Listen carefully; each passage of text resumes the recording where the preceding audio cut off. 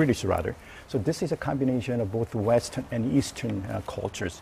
I think this is exactly what Mr. Kim is after, but rather than just a Chinese model, which is too big for him. That vehicle, I'm sorry to interrupt again, that vehicle that we're seeing is probably the one that North Korean leader Kim Jong-un is riding as he heads over to the summit location of the CAPELLA Hotel, slowly. So we're hoping to see the handshake, aren't we, when Trump and Kim finally meet for the first time. It's even now just 30 or so minutes away from potentially seeing it. Already hard to imagine what it's going to look like. Presumably, we can assume that Kim Jong-un will be wearing his traditional Mao-style outfit and President Trump will be wearing his regular business suit, but we'll see what happens there. But chemistry between these two is going to be so important. We can't stress that enough. Like President Trump, first impressions count a lot here. Dr. Kim, do you think on a man-to-man level, President Trump and Kim Jong-un are going to hit it off today? Oh, I think because these are two leaders shrouded, mystery, because they have a lot of commonalities between the two leaders' personality, and they really wanted to see each other in person. So this is a very important moment, and I think Trump and Kim are also looking for this historic moment because they really want to talk to each other, know more about each other, rather than just relying on the media reports and all commentaries, because they want to find themselves what you are about to do and what I'm going to do from this moment on a path toward denuclearization, which may take a couple of years down the road. So I think this is exactly. So I'm really curious, what will the first gesture between two leaders? Just handshaking or so what kind of handshaking are you going to make? Trump is known for his strong grip of handshake once he meets his counterpart. Can you picture a hug like we saw between President Moon and Kim Jong-un happening? I think it would be likely because Trump, I've seen him do a lot of hugs with some other leaders, and I think that would also be a very historic moment that we will be remembering.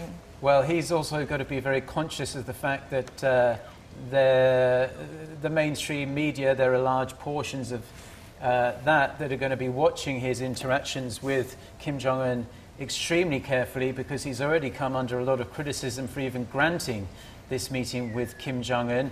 But personally speaking, I would like to say that after so many years of inaction and North Korea building up its nuclear weapons and testing ICBMs and firing missiles over Japan and threatening South Korea and sinking a South Korean warship just several years ago, it's nice to see potentially, even if it's just a glint of light through the door, that we might get lasting peace. I think it's good for everyone. But we're about to watch some history now. Right, and there's so many unknowns as we walk into this high-stakes summit between the two leaders, because normally we would have a schedule, a full lineup of what the two leaders would be doing with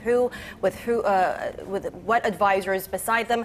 But even running up until the summit today, we were given bits and bits of information by the day, so to speak. And also another big unknown today is how long will today's summit will be. We have had reports saying that North Korean leader Kim Jong-un would leave earlier than many had anticipated, and with U.S. President Donald Trump also saying that he would leave on the day of the summit. So I mean, the first impression is important, and the first grip and that smile was also something that a lot of the people would be watching. But also, as to the longevity of the summit today, is something that a lot of the people would be wanting to know as to, would that be enough for the two to hammer out some of the details that they had been wanting to do for a long time? Well, I think the hope is that a lot of the details have already been hammered out at those talks in Panmunjom, Singapore, and perhaps even at the White House. So it might just be a fact of saying, look, here we are, let's have a nice chat. We already know what the details are, and let's have a photo opportunity, but let's also see some substantial things coming out of this. Dr. Kim, I want to talk a little bit about North Korea's long history of making these big grand promises and then backing out of them that stretch all the way back to the mid-1990s. Obviously, that was under a different leader. We have Kim Jong-un now. It seems like he wants to reach out to the world a bit more than his father did, Kim Jong-il. Do you think that this time, if we get some serious pledges from North Korea, they're actually going to stick to them? I hope so, because Right. Kim Jong-un is quite different from his father, his grandfather, and the time has changed in North Korea as well. And they have all kind of technologies and knowledge about the outside world. And so they're getting to know the reality about the United States, for example, and also other countries, South Korea and other countries as well, and China as well. So I think Mr. Kim will make a tremendous effort to show him I'm a different leader. I'm quite different from my father and grandfather. And that's why the chances are pretty good that he's going to agree to a very important agreements on, for example, like a CVID or CVIZ. Okay, I'm sorry to interrupt you there, Doctor, but we are seeing fresh video coming in. It appears to be Kim Jong-un's convoy vehicles pulling up to the Capella Hotel. And as we can see there, the meeting is due to begin in around 30 minutes from now. So stay tuned. Potentially, we could soon be seeing some truly remarkable video. We don't even know what format of these two leaders will be greeting each other, because they're meeting in a third country, so to speak, in North Korea and the U.S. leader.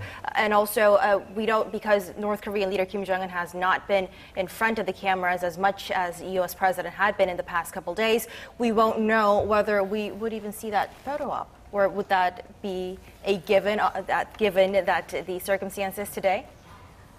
Well, I suppose it could be, couldn't it? Or perhaps we'll have to wait until President Trump tweets out a selfie with Kim Jong-un. But yes, we don't know exactly how this is going to pan out.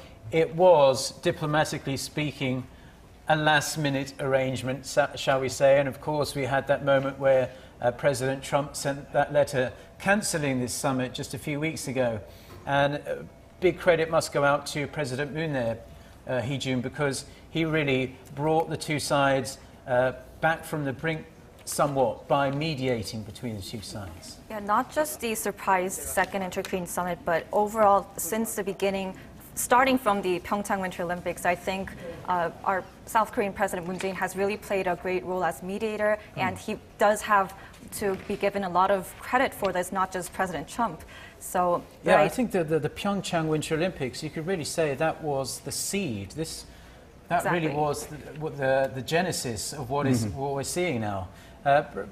Dr. Kim, how much significance would you put on the Pyeongchang Winter Olympics and the effect that had on triggering this entire process we're watching now? As you already pointed out, the Pyeongchang Olympic Games was a real initiator for all this series of talks, not just U.S., North Korea, but inter-Korean relations, and also with the Chinese and Russian, which is coming pretty soon, and Japanese as well. This is a kind of detonating moment for a series of flurry of summits meeting between all these regional powers in Northeast Asia. I think before going to that, these New Year's address by Kim Jong-un and the military provocations last year, all kinds of missiles and nuclear, that's last and biggest nuclear test, and also the military provocation.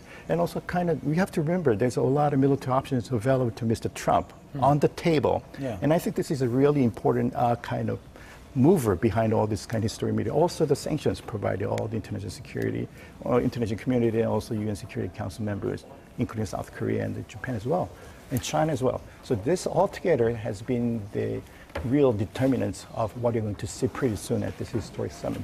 Well, I think all along, even when President Trump came over here and gave that speech to South Korea's National Assembly, he's always had this tactic of a carrot and a very big stick. And even during that speech, as I seem to remember, he was saying, even back then, look, if you come to the table and are serious about